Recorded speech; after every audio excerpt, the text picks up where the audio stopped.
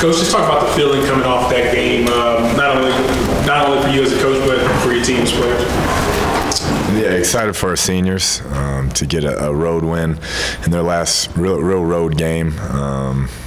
Was exciting. They kept fighting. It wasn't pretty, but they kept fighting, found a way to get it done.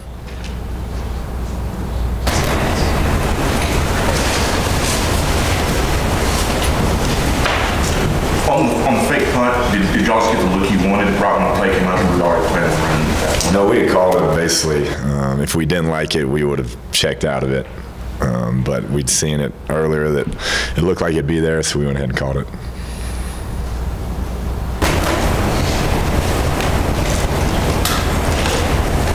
Earlier today in the Big 12 conference call, you had said that Baylor's wide receiving corps is the best you've ever seen. Can you expound upon that? Yeah, at the college level, I've never seen that deep of a wide receiving corps. I mean, you look at two of the really good players, Norwood and Fuller from last year, don't really play as much because they brought in Cannon, and some of those younger guys have stepped up. So, I mean, any of those four could start for anybody in the country. With that said, how big a concern is it facing them with your situation at safety right now? It's definitely a concern. We'll see which one of those guys can get back and hopefully add some depth. But, yeah, when you go against a team with this type of firepower at that position and you're down some bodies at safety, it's going to be a matchup problem. Would you, I'm assuming you would not consider playing a guy like, say, Peyton Hendricks, who's redshirting? No, not in this game. Out of contention for anything, no.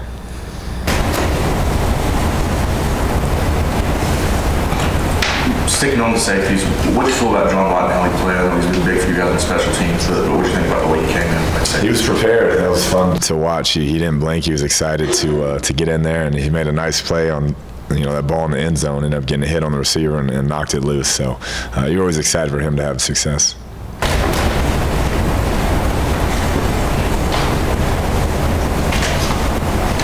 What do you expect to see defensively from Baylor on Saturday? They do what they do. Coach Bennett, he has his scheme and he sticks to it, and they've improved their personnel each year.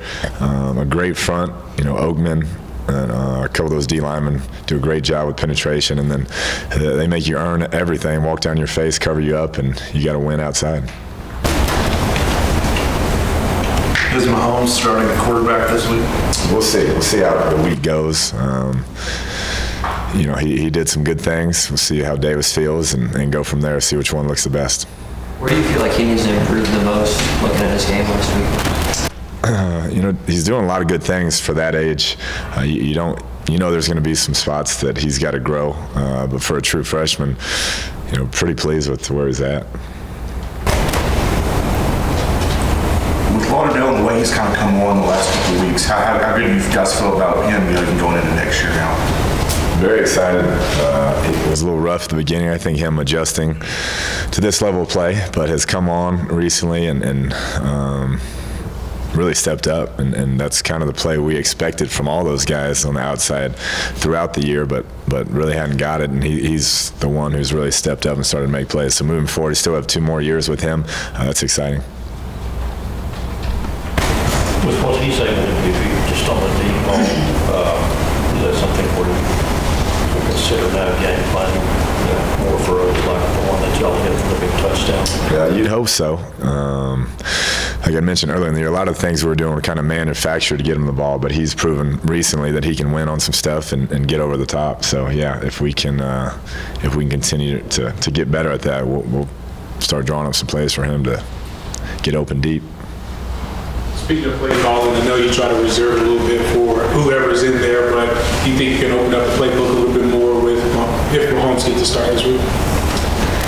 A little bit, yeah. We're still not where we want to be. You want to make sure he's comfortable with what you're calling, and then let him use his natural ability. As you see him extend plays, you just don't want to overcomplicate it. Let him be the football player he is. Coach, talk about the excitement playing in the stadium coming this weekend. Yeah, it's a great atmosphere. Last year, I thought, both sides had great turnouts, and it's a festive kind of bowl atmosphere, and I know our players love playing there. the offense this year might be a little bit slower than last year's offense. What's maybe changed from last year to this year offensively? It's a good question. We're not, I think we're averaging 12 less plays a game. I think turnovers has a lot to do with it. We're not as good on third down, so we're getting off the field. I think it's a bunch of drops this year. So for no reason, we're not moving as fast and running as many plays, which has really hurt our production and our scoring, really. How's Kyler adapted to that pace of play? He's still getting there. We're not pushing it too fast. I want him to be able to see things, and when he's in, execute at a high level and make sure it's clear for him. But he played in a no-huddle offense in high school, and so it's not like it's new to him. Talk about Pete Robertson in the game Saturday, kind of getting on the sideline during the second half and getting some of the defensive players pumped up and what that means meant to your team. Yeah, he's done a great job of stepping up. Not only his play, but his leadership. He's a guy guys look to because he's played so well for us this year. In those tough moments when we need somebody to step up and be a leader and make plays, he's taken that role on the defensive side of the ball. So I'm proud of the way he's stepped up and embraced that role. Everybody following Baylor is already kind of circling the K-State game as the one they have to win to set themselves up for the playoff. Do you see you guys embracing the spoiler role this week or using that as a motivational tool or something like that? I wouldn't think we'd have to. It's our last game. For some of these seniors, it's the last game they'll ever play. For some of these juniors, the last game they'll play for 8 months. So if you're not motivated to play for that reason alone, then you're probably in the wrong sport. This season's obviously not gone the way you wanted to. What's the biggest positive you're taking from it? Haven't had time to look at that yet, really. It's been disappointing for our seniors, for our fan base, and I understand all that, but haven't really reflected on, the positives. With it being the last game for some of those seniors, for guys like Kenny, Bradley, and Jackson, what have those guys kind of meant to you your first 2 years as kind of some of your key leaders, Yeah, they've done a lot. It's not easy. A lot of those guys have been through, 2 head coaches, and anytime you go through that transition, it's easy to, have a bad attitude about it, but they embraced our staff and played their butts off for us and led for us, and so you can't thank them enough.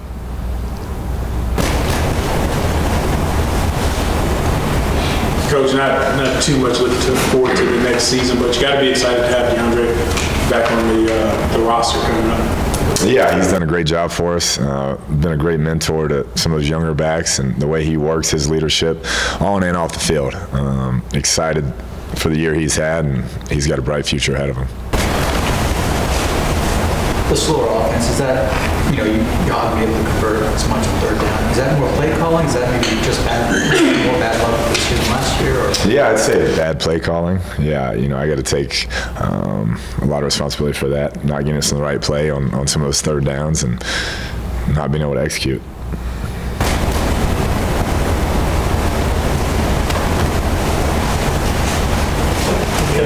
What kind of week did you feel like he and Sadler had last week? Not bad. I didn't think he played as fast as he did the week before. I think he was a little hampered by that shoulder that got banged up, but I expect him to play well this week. He's still making some plays, and he's got a lot of room for growth, but he's done some good things.